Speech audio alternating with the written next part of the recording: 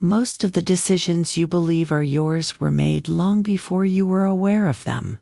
You like to think you choose. You like to think you decide. You like to think you are rational and in control. But the truth is simpler and far more unsettling. Your mind is influenced every single day in ways you do not consciously register.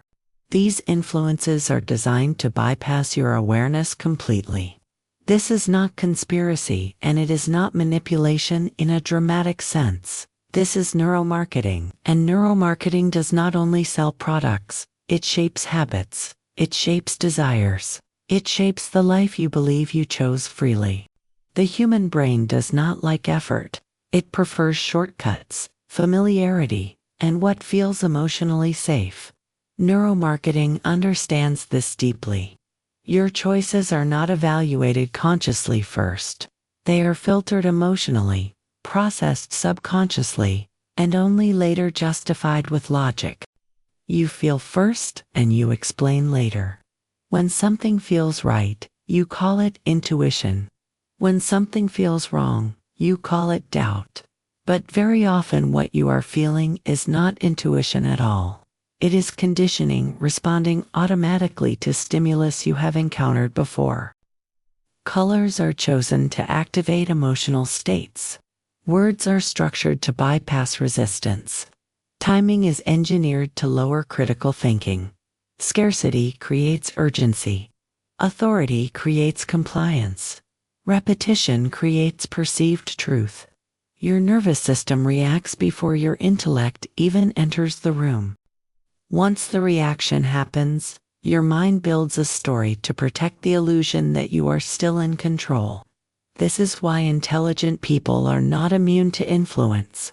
In fact, they are often more skilled at rationalizing decisions they did not consciously make. Neuromarketing does not stop at products. It moves directly into identity. You are taught what success looks like, what power looks like, what femininity looks like, and what freedom is supposed to mean. Slowly, desire stops being personal. You begin to want what is repeatedly shown to you. You reject what has been framed as undesirable or unsafe. Over time, you stop noticing the difference between who you truly are and who you were trained to become through exposure and repetition. Women are one of the most targeted psychological markets, not because they are weak, but because they are responsive to tone, narrative, and emotional framing.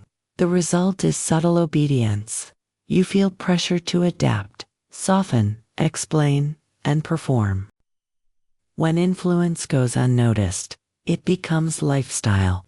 You choose relationships that mirror familiar dynamics. You pursue goals that were socially rewarded. You doubt instincts that were never validated.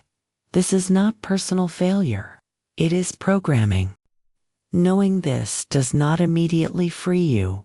Awareness alone is not sovereignty. You can understand these mechanisms intellectually and still respond to them emotionally. Freedom begins when you notice your reactions without obeying them automatically. The question is not whether you are influenced. The question is whether you remain available to that influence. Invisible influence only works when it is not named. Now it has been named. What you do with that awareness is a sovereign decision. Once you begin to notice how influence works, you start seeing it everywhere. In the words you respond to, in the urgency you feel, in the choices that seem obvious but were never questioned. Nothing looks the same anymore. And once awareness begins, it cannot be undone. The real question is not what you see now, but what you will continue to tolerate once you see it.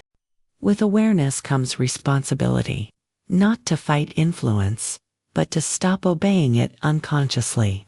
Not to escape the world, but to move through it with discernment. Most people prefer comfort over clarity, because clarity demands choice, and choice demands ownership. Are you willing to take responsibility for the decisions you are still making on autopilot?